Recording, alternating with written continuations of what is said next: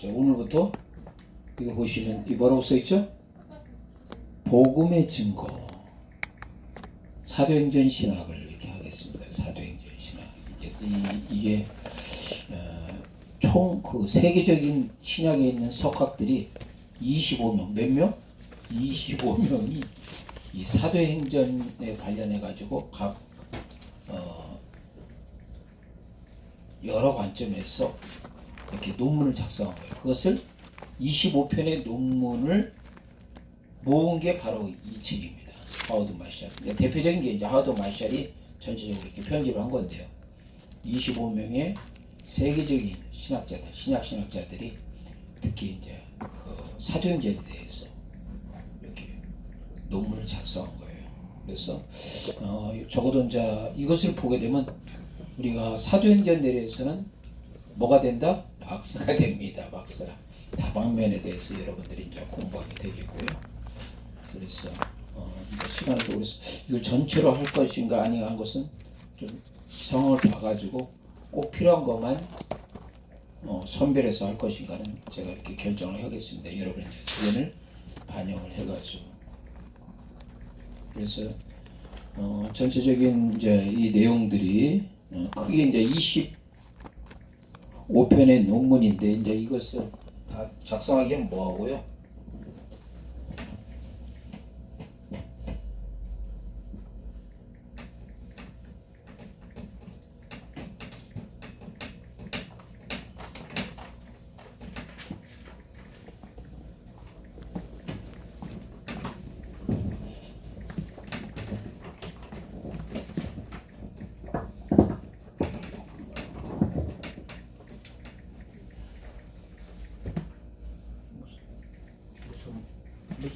무선 마이크로 해가지고요. 큰 거.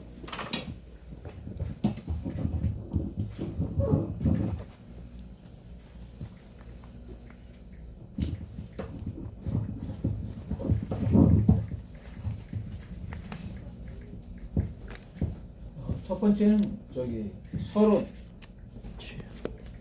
서론 부분이 나와 있습니다. 서론 부분이 나와 있고요. 그리고 두 번째는 제1부 하나님의 구원에 대해서 나와 있어요. 하나님의 구원에 대해서. 이 하나님 구원에 대해서 보면 여기 이제 세부적인 게 있어요. 내용들이 있죠. 사도행전에 나타난 하나님의 계획에 대해서. 그 다음에 하나님의 약속에 대한 예언과 성취에 대해서.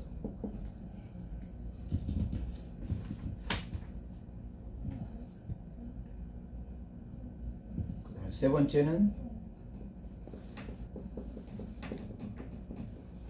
구속사와 종말론에 대해서. 구속사와 종말론에 대해서. 네 번째는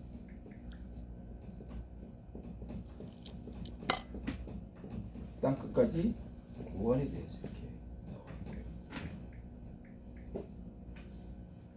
다섯 번째는 하나님의 구원에 대해서 이렇게 나와 있습니다. 여섯 번째는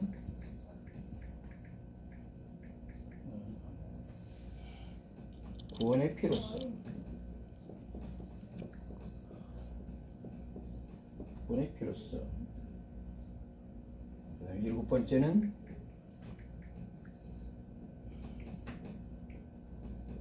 구원과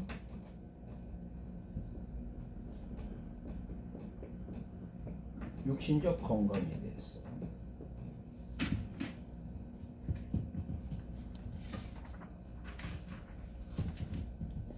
이것이 이제 2부고요. 그 다음에 이제 3부. 3부에 대해서는 하나님의 소명에 대해서 나오고 있습니다. 하나님의 소명에 대해서 나와서 거기서는 어떤 사도적 역할, 사도적 역할에서 두 번째는 선교와 증거에 대해서.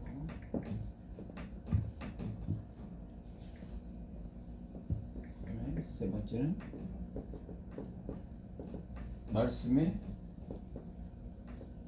확산. 네 번째는 하나님의 계획에 대한 반대, 그리고 박해.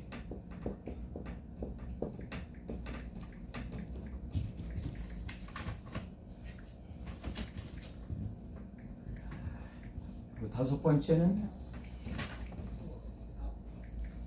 베드로 설교에 대해서 이렇게 나오고 있습니다. 베드로 설교. 그다음에 여섯 번째는 스데반 설교.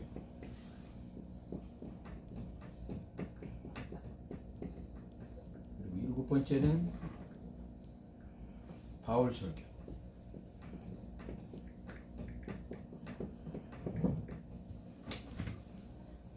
그리고 이제 4부에서는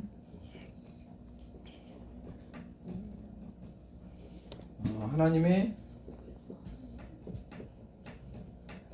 새로운 사역에 대해서 나오고 있습니다. 하나님에 대한 사역에 대해서. 그래서 거기서는 예언의 영과 증거,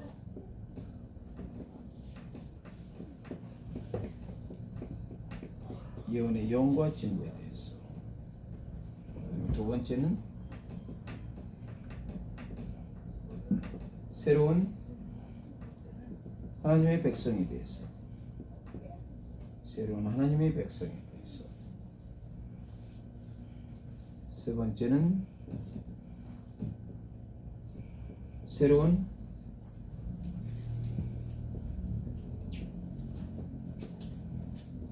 공동체의 예배에 대해서 이렇게 나와 있고요. 새로운 공동체에 대해서, 예배에 대해서. 그리고 네 번째는 그리스도인과 모세율법.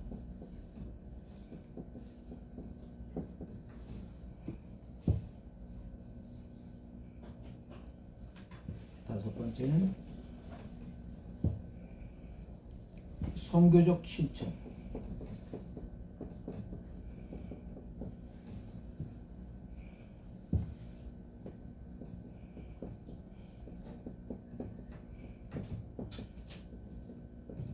신학 형성에 대해서. 이게 20장이고 이제 4장 부분에 대해서는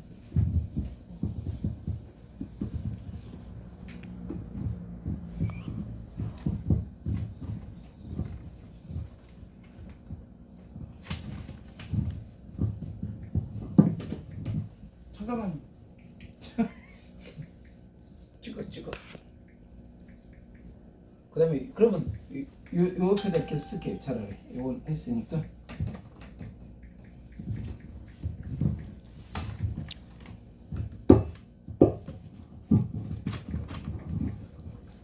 자, 여섯 번째 이거 됐죠?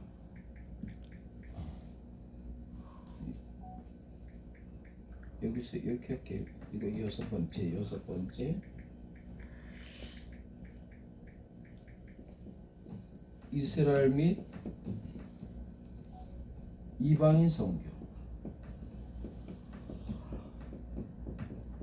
그다음에 일곱 번째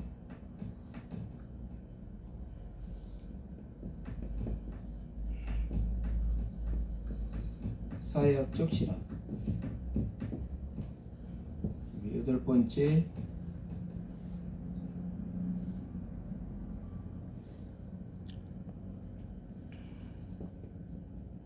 초대교회 끼친 유대적 예배.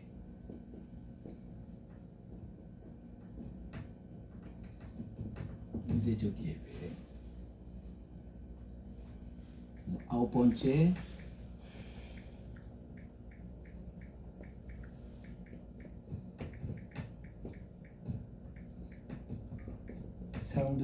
사도행전의 상호성과 윤리에 대해서.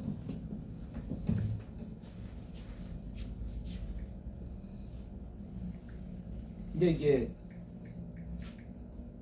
3, 4 마지막 이제 5가 이제 결론입니다. 결론은 이제 하나밖에 없어요. 결론 부분에서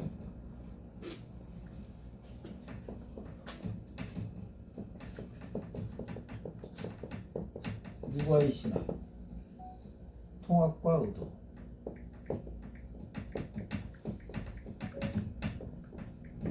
이게 제장 이렇게 해서 총 25편이에요. 25편. 아유, 장장 엄청 많습니다. 25편의 논문을 한 거예요. 이렇게 보시면 여러분들이 이게 25편 논문이다 보니까 하나의 그 사도행전을 어떻게 이렇게 다양하게 이렇게 어떤 관점에서 접근하는가 이렇게 보면서 이렇게 논문을 쓰는 것을 이렇게 볼 수가 있어요. 그래서 여러분들이 이걸 보게 되면 여러분 스스로 어떤 것을 논문 작성할 때 그런데도 많이 도움이 됩니다. 이것들이. 그렇죠. 논문이기 때문에 논문 작성할 때도 도움이 돼요. 여러분들이. 그리고 이걸 보면 사도행전에서 한 가지도 아니고 25가지잖아요. 그러니까 코끼리 보면 사방팔방을 다 보는 거예요. 이게 세부적으로 관점에서. 그래서 보는 관점은 뭐예요? 서론에서는 이제 사도행전 이제 신학에 대해서 얘기하고 있는데 신학의 관점, 두 번째는 뭡니까? 구원의 관점에서, 세 번째는 뭐예요? 소명의 관점에서, 네 번째는 어떤 사역의 관점에서, 마지막은 이 결론의 관점에서 이렇게 5가지에 비례해서 전체적으로 한 거예요. 무려 25편의 논문을 이렇게 전체적으로 이렇게 편집한 거예요. 하워드 마샬이라는 세계적인 신학생학자. 그래서 이제 이것을 여러분들이 보는데 이것을 봤을 때 이렇게 보면 다시 한번 봅니다. 네, 이렇게 딱 보면 복음의 증거, 사도행전, 신학 해가지고 이렇게 나와 있는데 사진 찍어서 이렇게 볼 테니까 혹시 좀 더 공부를 제가 이제 지난 노마서 할 때도 그렇지만은 이게 공부를 잘하는 학생은 책을 사서 봅니다. 응? 공부를 잘하는 학생은 책을 사서 봐. 왜? 그러면 여러분들이 책을 사면 교수가 좋은 게 뭔지 알아요? 빨리 갈 수 있어. 진도를. 서점에는 없고요. 주문을 넣어야 돼. 그렇지. 그래서 여러분들이 책을 사서 열심히 이렇게 보면 교수가 이거 다 디테일하게 할 필요 없이 핵심 부분만 딱딱딱 하고 여러분들이 얼마나 공부를 열심히 했는가 그걸 체크만 하면 되거든요. 그런데 이제 그것을 안 하면 어때? 이제 교수가 일일이 디테일하게 아주 친절하게 티칭할 수밖에 없어요. 뭐 그렇게라도 따라오시면 좋고요. 그래서 21문인데 저도 이렇게 보니까 적어도 이 책 한 권이면 사도행전은 완전히 박사되겠구나 그런 생각이 되어집니다. 그렇죠? 사도행전. 그래서 여러분들이 어떤 성경을 할 때 어떤 관점에서 이렇게 접근하는가. 저번에 우리가 했던 노마서도 상당히 노마서에 대해서 심도 있게 나온 더글라스 제임유의 책이었고 이 사도행전에서도 마찬가지로 이러한 사도행전 신학을 통해서 상당히 우리가 심도 있게 보여요. 그래서 이제 우리 수준은 거의 그냥 박사 수준이다. 그래서 기독교 백화점에 갔더니 사도행전에 관한 이 책이 내가 갖고 있는 게 한 10권도 넘거든요. 근데 이제 많지는 않더라고요. 근데 이것은 거의 통합한다고 보시면 돼. 이걸 갖고선 여러 관점에서 이 한 책만 가지고도 10권의 책을 다 커버할 수 있는 부분들이에요. 그러니까 참 이번에 이 사도행전을 통해서 신학을 통해서 여러분들이 좀 깊이 있게 이렇게 나갑니다. 그래서 이렇게 나가고 사러 가야 돼. 이제 그건 제가 책은 했을 때 필요하신 분들은 우리가 한꺼번에 이렇게 구입할 수 있도록 그 서점에 없어요. 내가 몇 군데 가봤는데 없어. 주문 넣어야 된대. 그래서 이제 그렇게 해서 우리가 한꺼번에 이렇게 구입하실 분들은 구입해서 좀 여러분들이 이렇게 공부할 수 있도록 책을 많이 사면 제가 이 티칭하기가 상당히 수월합니다. 안 사면 그러면 안 사도 상관없습니다. 계속 꾸준하게 제가 이제 이따가 할 수 있는 부분이 있으니까요. 가지네. 그래서 저희 그 신학교에서는 저희 신학교에서는 상당히 수준 있는 책을 선정해가지고 가르치려고 합니다. 그래서 하나를 배우더라도 좀 제대로 배울 수 있도록 그래서 여러분들이 이렇게 하고 여러분들이 좀 이렇게 해서 몇 번 공부하다 보면 제가 조금 더 스피드 있게 나갈 수가 있어요. 응? 네. 그러니까 뭐 동시에 여러 과목을 한꺼번에 할 수도 있고 막 하는 거 있는데 지금 여러분들이 그럴 걸 하면 도망갈까봐 일단 편하게 아주 여러분들에게 편하게 거기 여러분에 맞게끔 이렇게 합니다. 그러니까 여러분들이 이 부분에 대해서 잘 이번 학기에 잘 따라오세요. 따라오면 사도행전을 아주 여러분들 사도행전에 대해서 여러분들 뭐가 된다? 박사님이 되십니다. 사도행전에 대해서. 그리고 이제 필요하면 사도행전에 대해서 여러분들이 논문을 쓸 수도 있어요. 논문. 그렇죠? 논문을 쓸 수도 있어요. 제가 그동안에 이제 박사과정에 있는 사람들 논문을 여러 명인데 특히 이제 6명을 박사 논문을 갖다가 제가 이제 개인적으로 코칭을 해줬어요. 근데 6명이 다 어디다 박사학위를 받았어. 최근에 어제도 외신대에 사회복지학과에서 박사학위 받은 분이 있어요. 제가 그분은 처음 MDB 때부터 계속 이제 코칭을 해줬고 박사과정 할 때부터 1학기서부터 제가 코칭을 해줬어요. 그랬더니 어떻게 돼요? 코스 6학기 딱 마치자마자 뭐 한다? 논문을 통과했다. 코칭을 6학기 마치자마자 뭐 다른 거 할 수 있냐? 6학기 그냥 코스 마치자마자 그냥 논문 땡 끝났어. 그래서 이번에 박사학위를 받았습니다. 뜻이 있는 거죠? 그래서 6명 정도 했으니까 여러분들도 이제 더 열심히 공부하면 뭐예요? 박사학위 공부할 때 제가 이렇게 코칭을 해드립니다. 코칭을 해드리면 상당히 여러분들이 도움이 될 거예요. 여러 가지로. 사회복지사 박사를 가서 봤다도? 봤었어요. 우리 조성교사님 기대가 되죠? 사회복지학과 쪽에서 박사학위를 받았습니다.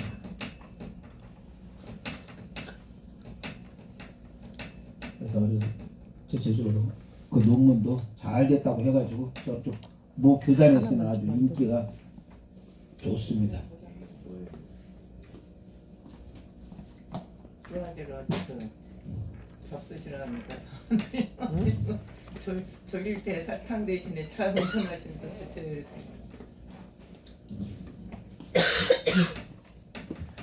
이것도 있어? 그리고 이제 여러분들이 이제 좋은 것은 이번 학기는 저번에 했던 그 노마서보다는 여러분들이 편해요. 이렇게 공부하기가 좀 편해. 노마서는 이렇게 신학적으로 깊이가 있기 때문에 상당히 많이 신경 쓰지만은 노마서에서 공부하는 것보다는 훨씬 좀 수월하게 편하게 여러분들이 이번 학기는 공부할 수가 있어요.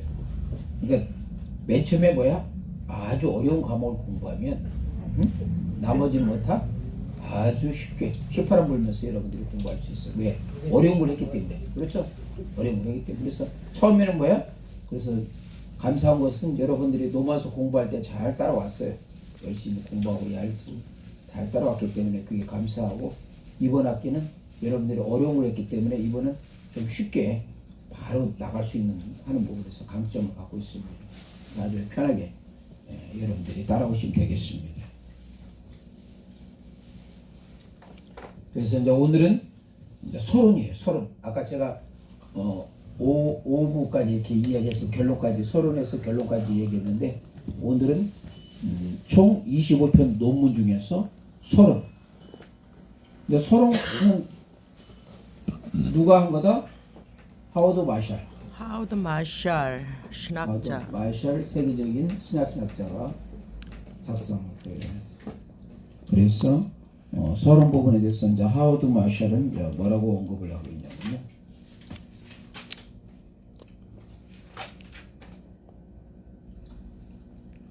사도행전 신학에 대해서 이야기하고 있습니다. 사도행전 신학에 대해서 하워드 마셜은 사도행전 신학에 대해서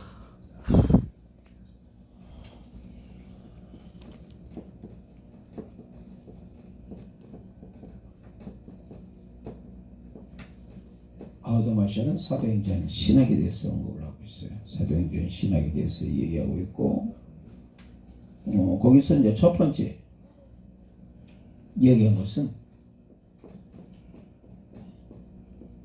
누가는 신학자인가? 그래서 접근하고 있습니다.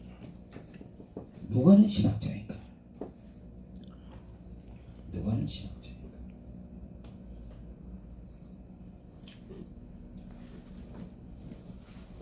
특히 이제 사도행전 신학에 대해서 가장 핵심 뭡니까? 누가는 사다. 자, 여기서 두 가지만 먼저 얘기해요. 누가는 신학자라고 이야기하기 전에 사도행전 이제 신학에 대해서 잠깐 언급한 부분인데 전체적으로 서론 부분에 대해서 그것은 그리스도를 통한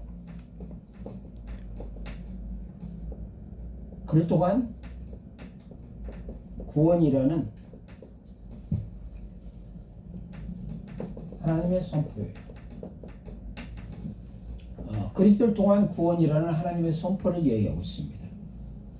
여러분 저희 사도행전을 보게 되면 베드로 설교가 됐던 사도 바울의 설교가 됐던 스데반 설교가 됐던 항상 빠지지 않는 게 있어요. 사도행전에서 그게 뭐죠? 성령. 성령도 빠지지 않고 가장 핵심이 여기 있잖아요. 그리스도. 답이 있잖아요. 그리스도의 뭐예요? 십자가 그리고 부활. 이게 가장 핵심이에요. 그리스도 부활과 십자가를 통해서 하나님을 선포하는 거예요. 하나님을 선포하는 거예요. 이 선포의 가장 핵심 뭐예요? 구원이죠. 구원에 관련된 부분이에요. 그래서 우리가 사도행전 2장에 보면 베드로가 설교를 하죠. 설교를 할 때 바로 예수 그리스도의 십자가와 부활을 이야기합니다. 그렇죠. 물론 구약 성경에 대해서 이야기하지만은 신약에 와서는 예수 그리스도의 십자가와 부활을 선포하죠. 그러니까 뭐가 일어나요? 회개가 일어납니다. 회개가. 회개가 일어납니다. 그래서 어찌할꼬 회개하죠. 그래서 하루에 몇 명? 3,000명. 어마무시합니다. 우리가 이 3,000명이 이 당시에 3,000명은 올해 그냥 이번 같은 경우 한 3만 명이 그냥 완전히 꼬꾸라지는 겁니다. 꼬꾸라지. 3만 명. 뭐 그때 당시에 뭐 마이크라도 제대로 있었어요? 마이크도 없었어. 그렇죠. 지금 이렇게 마이크로 쓰였지만 그 당시에 마이크도 없이 육성으로 그리스도의 십자가 부활을 얘기했을 때 3만 명. 자, 그러면 그리스도를 통한 첫 번째 얘기죠. 그리스도를 통한 구원이라는 하나님의 선포가 있고 또 하나 뭐가 있을까요? 아까 얘기했던 성령이죠. 성령. 성령의 능력으로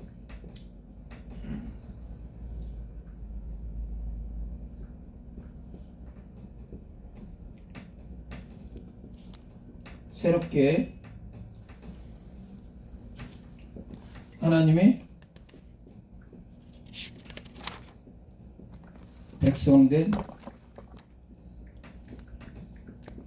자들의 본질 중요한 부분이에요.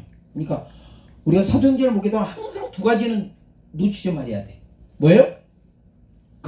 그리스도의 십자가와 부활. 이건 절대 놓치면 안 돼. 이거 놓치면 안 돼. 그리고 또 하나 놓치면 안 되냐?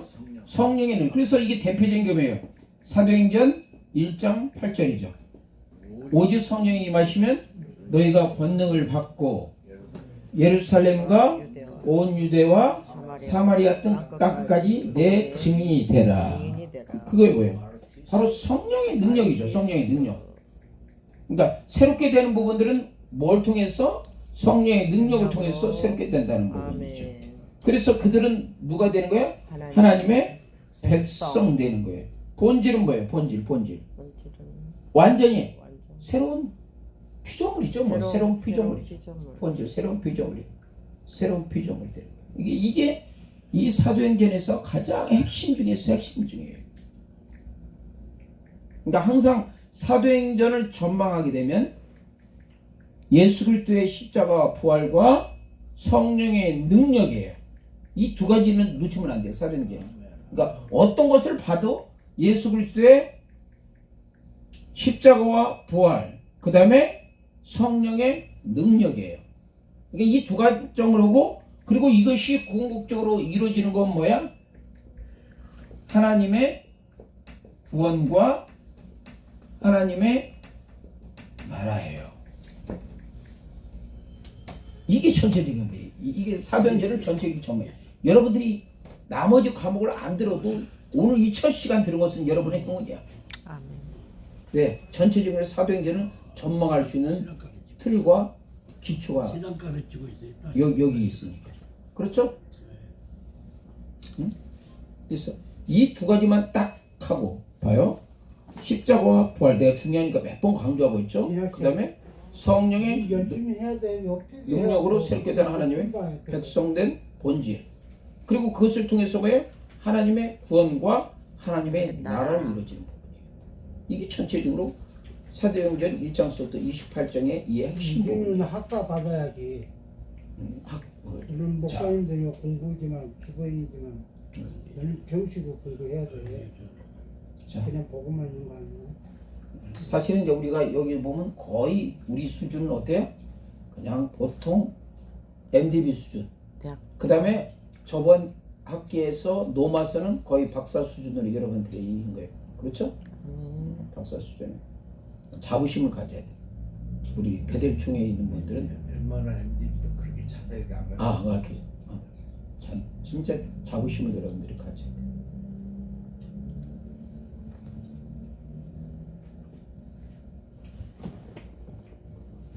자, 이제 이걸 보고 이제 누가는 신학자인가? 신학자.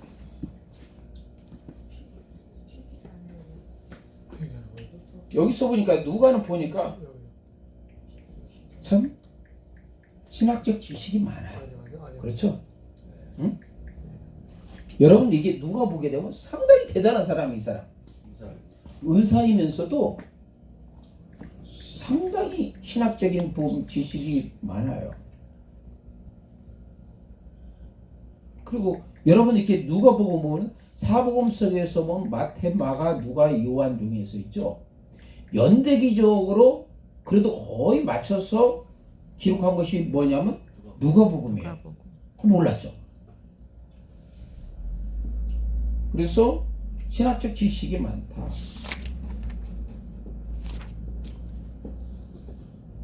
특히 누가가 강조하는 것들 뭔지 아셔요? 가장 중요한 건 성령이에요. 그렇죠?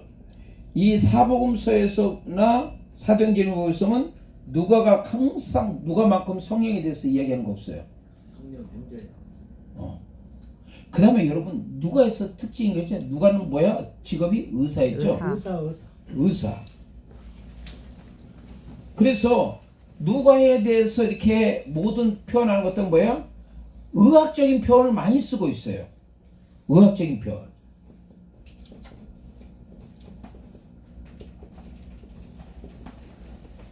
의학적인 표현을 의사가 많이 하고 있어요. 그 다음 여러분들 마테마가 누가 요한 중에서 특히 누가복음에서 누가복음이나 사도행전에서 누가 많이 나오냐면 여자들이 많이 나와. 몰랐죠? 제일 웃어. 여자가 나온대. 왜 웃어? 여자의 사역에 대해서 상당히 많이 언급하고 있어요. 누가가. 그 다음에 누가가 또 하는 부분이 뭐가 강조하는데요?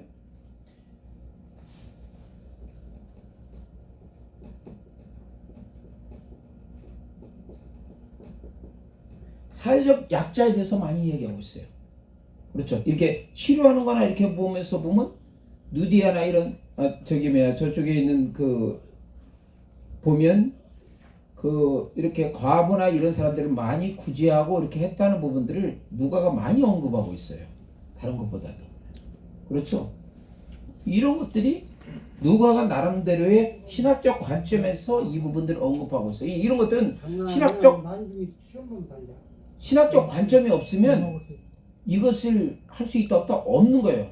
누가가 이러한 신학적인 관점으로 이 부분을 접근하는 거예요. 그만큼 연대기적으로 기록하는 거나 사회적 약자나 여성에 대해서 그 다음에 성령에 대해서 어떤 분명한 신학이 있어요. 그것을 우리가 알아야 돼요. 그리고 또 하나 여러분들에게 중요한 부분을 얘기해 줄게요. 물론 누가는 그 전에 있는 복음서나 뭐 마가복음이나 마태복음 이런 그 다음에 아니 요한복음은 훨씬 뒤니까 그 다음에 원복음이나 기타 이런 것들을 많이 그 자료를 수집해서 나름대로 편집한 사람이에요. 그렇죠? 이런 부분에 대해서 누가는 상당히 지식적으로 그 다음에 연대기적으로 이것을 편집한 사람이라는 얘기죠. 그러니까 그리고 중요한 게 있어요. 특히 신학적 부분에 대해서 여기서도 이제 이야기하는 부분이냐면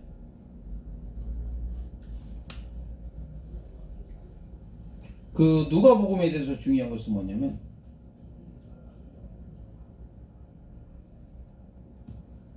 신학적 조수를 한다는 얘기예요.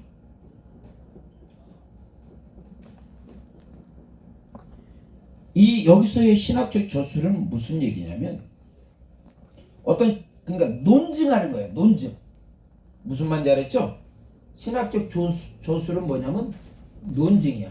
여기서의 로마서의 그러니까 사도 바울이 이야기했던 로마서와 여기에 있는 누가가 이야기하는 논증 부분들은 약간의 차이는 있어요. 그러니까 사도 바울 같은 경우는 어떠한 상당히 구약 정경이나 이 부분에서 박식해 가지고 그거를 명확하게 해석해 가지고 신학적 논증을 하잖아요. 그러면서 어때요? 사도 바울 같은 경우는 예수님부터 받은 계시를 그대로 전하는 것도 있고 예수 그리스도 받은 계시를 통해서 자기가 해석을 해 가지고 전한 것도 있어. 이거 상당히 중요한 부분이에요. 사도 바울이 이 로마서를 이렇게 할 때 보면 다른 바울 서신도 보고 구약의 정경의 내용하고 그 다음 예수 그리스도 받은 계시뿐 아니라 그 부분에서 자기가 신학에 대한 그것을 갖다가 융합해 가지고 자기의 신학적인 그 메시지를 하는 부분도 상당히 많이 있어요. 사도 바울. 그와 마찬가지로 누가 역시 이러한 부분에 대해서 상당히 많이 부분들이요. 어떤 비록 그 마가복음이나 마태복음이나 기타 여러 가지 그 관련된 서류가 있어도 그것을 그냥 베끼다시피 한 게 아니란 얘기예요. 그렇죠? 어떤 다른 사람의 걸 자기가 논증하기 위해서는 누가의 신학이 거기 들어간 거예요. 예를 들어서 제가 8년 전에 계시록을 썼단 말이에요. 근데 8년 전에 계시록을 썼을 때 어떠한 세계적인 신학자들을 많이 풋노트 달고 해서 했지만은 그렇다고 해서 그 사람의 그 부분을 갖다가 그들 그냥 베끼기 식으로 해서 그냥 구술해서 쓴 게 아니라 세계적인 신학자들을 인용하면서 이 제가 나름대로 신학적 논증을 해가지고 요한계시록을 쓴 거예요. 그래서 제가 이제 실질적으로 요한계시록을 이렇게 저술을 하다 보니까 누가도 이렇게 했을 때 그러한 신학적인 그 관점을 가지고 신학적 저술을 했구나 그런 생각이 되어지는 부분들이죠. 그렇죠? 그리고 내가 보면 나도 요한계시록을 쓸 때 보면 어떤 사람이 신학적으로서 인용을 했지만은 그 사람은 그 의견을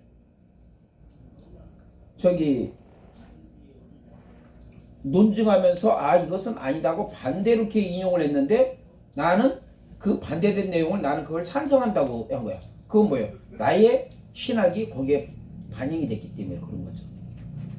그래서 이 각자의 이러한 부분들이 있는 부분들이다.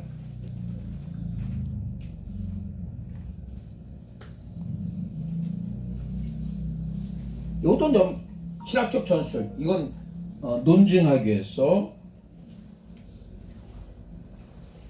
이것도 똑같이 마찬가지로 누가가 강조하는 신학적 강조점이 있어요. 그렇죠?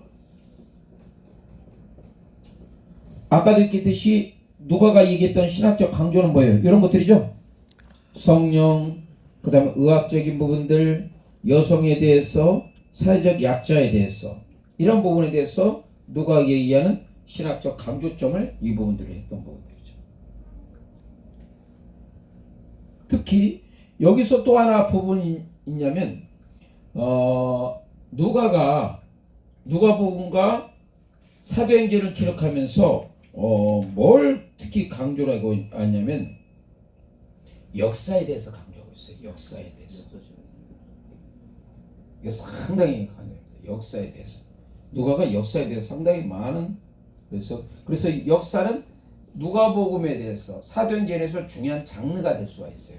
역사에 대해서. 근데 바울 서신과는 좀 차이가 있어요. 바울 서신은 그렇게 역사 부분에서 언급이 없잖아요. 그렇죠? 바울은 말 그대로 서신 부분에 대해서 얘기하고 있는데 이 누가는 역사에 대해서 많이 강조했어요. 그래서 여러분들이 사도행전을 봤을 때 아까도 얘기했듯이 그리스도를 통한 구원이라는 에서 십자가 부활과 그 다음에 성령의 능력으로 했을 때 하나님의 구원과 나라를 이 관점으로 보시고 그 다음에 이 전체적인 여러분들이 사도행전을 봤을 때 누가 신학이 어떻게 강조되는가를 여러분들이 살펴보셔야 돼요. 누가 신학. 그것은 뭐야? 성령에 대해서 또 의학적인 표현에 대해서 여성 사회에 대해서 사회적 약자에 대해서 그 다음에 역사 신학에 대한 역사에 대해서 부분에 대해서 여러분들이 이것을 살펴보고 있어요. 그러다 보니까 이게 있어요. 여기서 파우더 마샬은 그 제3세대로 이야기하고 있어요. 그러면 1세대가 있을까요? 없을까요? 2세대도 있고 3세대도 있겠죠. 그렇죠. 1세대는 당연히 12 사도, 12제자 부분에 대해서 전체적인 이제 1세대가 이루어지겠죠. 그 공생의 사역 있죠. 예수를 때 공생의 사역 부분에 대해서 이제 1세대가 이게 있고 2세대 같은 경우는 당연히 오순절 성령 강림이죠.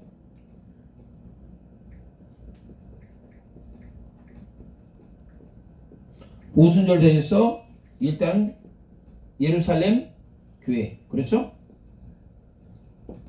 예루살렘 교회와 기타에 대해서 이제 마가 다락방 그럼 이제 제3세대 같은 경우는 뭡니까? 이제 그것이 더 복음이 확산이 되니까 어때요? 이제는 이방인에게 전도된 거죠? 이방인에게 전도됐을 때 이 제3세대 부분에 대해서 이 얘기하고 있는데 이방인의 전도에 대해서 제3세대 그렇기 때문에 누가는 1세대와 2세대와 다르다. 이 다르다는 것은 본질이 다르다는 것이 아니라 접근하는 신학적 관점이 다르다는 부분이죠. 본질이 다른 건 아니에요. 접근하는 신학적 관점. 근데 그 접근하는 신학적 관점은 이거죠. 그렇죠? 우리가 이 성령과 의학적인 것과 여성 사역과 사회적 약자 그 다음에 역사 신학 이런 그 부분에서 그리고 그것을 제3세대의 청중 그러니까 항상 신학 부분들은 청중이 있어야 돼. 그 청중은 뭐야? 제3세대 청중이라는 거예요. 그러니까 이 청중에 대한 그 관점이 중요한 부분이에요. 이것이 어떠한 신학을 해석하는 데도 제일 중요합니다. 여러분들 요즘 왜 이 신학자들이 이 청중의 관점을 제대로 보지 못하기 때문에 해석하는데 30% 빠져요. 내가 이제 중요한 얘기 해줄게요. 요한계시록 특히 할 때. 자, 왜 이 부분에 대해서 청중이 중요하냐. 지금 이제 청중에 중요하다는 그 관점을 얘기해 줄게요. 자, 하나님께서 사도 요한을 통해서 요한계시록 마지막 때에 일어난 것을 보여줬을 때 자, 그들의 1차 청중은 누구예요? AD 1세기 후반에 있는 사람 크리스찬들이 1차 청중이야. 이게 상당히 중요한 부분이에요. 요한계시록 같은 경우에 자, 요한계시록 같은 경우에 1차 청중은 AD 1세기 후반에 있는 크리스찬들이 자, 그러면 요한계시록을 썼을 때 하나님께서 적어도 이 계시록을 사도 요한을 통해서 알려줬다면 1세기 후반에 있는 성도들은 이 요한계시록의 내용을 어느 정도 알 수 있었을까 없었을까? 있었어. 마지막 때 뭐 무기가 어떻게 되고 하는 것은 그건 중요하지 않고 그들의 인식과 그들의 의식 수준에서 마지막 때 어떤 것들이 되라는 것은 그래도 어느 정도 하나님께서 알게. 왜? 1차의 청종을 통해서. 이게 왜 중요한 건지 아시죠?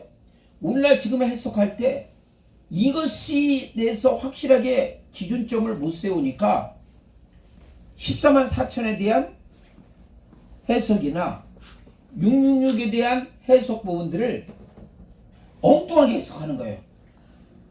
1세대 그 청중에 대해서 그것을 인식을 못하기 때문에. 왜 노마스의 요한계시록 보게 되면 7살이 왜 나오는가? 모르지.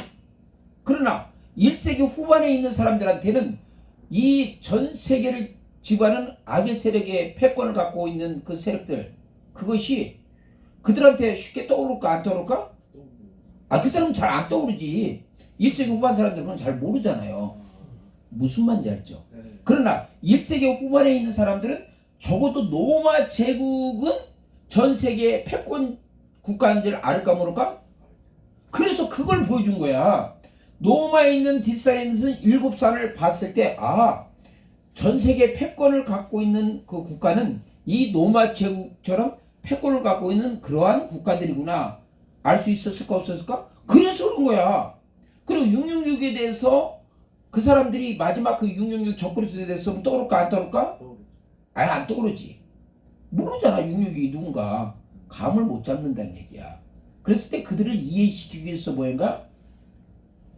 이 네로의 이름을 풀면 뭐야? 666이잖아요. 그러면 네로 황제 같으면 악질적인 놈, 독한 놈, 강력한 권력을 갖고 있는 놈, 그 놈이 적그리스도 하면 알 수 있을까 없을까? 있지. 여러분 내가 지금 해석하는데 내가 어마무시한 내가 인사이트를 주는 거야. 좋게 어려워요. 로마 교황을 적그리스도로 보다. 아니 그건 아니고 로마 교황은 적그리스도가 아니야. 그건 아니고. 자, 거기까지만. 자, 그래서 이런 부분들. 그래서 이런 그 누가 신학에 대해서 이것이 중요한 부분이 있다. 자, 그래서 이런 내용에 대해서 이야기합니다. 그래서 이렇게 딱딱하니까 여러분들이 사도행전에서 아주 쉽게 들어와야 안 들어와요? 들어오죠? 네. 자, 그래서 조금만 더 하겠습니다. 여러분들이 이제 8분만 하세요. 예, 50분 수업입니다. 8분만 더 하겠습니다.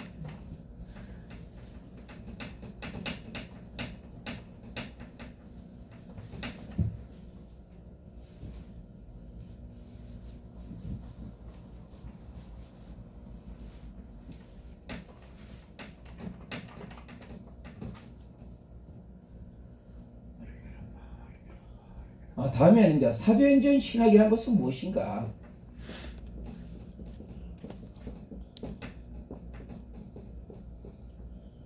사도행전 신학이라는 것은 무엇인가에 대해서 이야기를 살펴봅시다. 엄청나게 말살이네. 자, 여기서 이제 사도행전 신학에서 무엇인가에 대해서 할 때 중요한 부분이에요. 자, 사도행전에 등장하는 인물들이 있죠. 누가 있습니까? 베드로도 있고 바울도 있고 바나바도 있습니다. 중요한 인물. 그다음에 스데반도 있겠죠. 스데반이 이제 중요한 부분이죠. 마가 같은 경우는 이렇게 그냥 선교에 어떤 어필한 거 아니라 따라간 부분이니까 그게 중요한 부분들 아니죠. 이제 이런 사람들이 있는데, 자, 이런 사람들이 베드로의 설교가 있어요, 없어요? 있죠.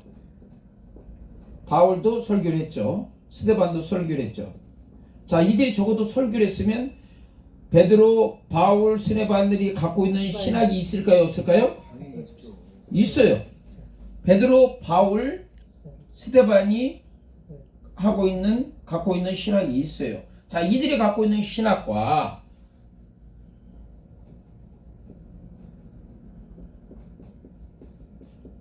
누가 신학? 얼마나 차이점이 있는가?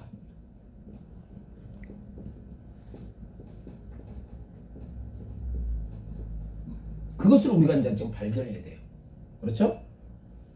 스데반, 바울, 베드로 이 신학과 누가 신학이 그래서 여기에 보면 책에 스데반 설교와 바울 설교와 베드로 설교가 나옵니다. 세 편이. 그 설교를 보면 그 하고 있는 그 설교와 실제 누가가 갖고 있는 그 신학이 어떤 차이점이 있는가를 우리가 그걸 설교 분석하면 차이점을 발견할 수가 있죠.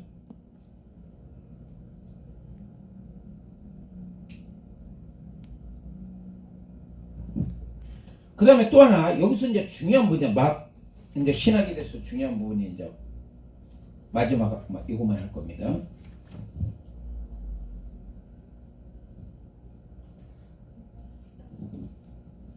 아까도 얘기했듯이 1세대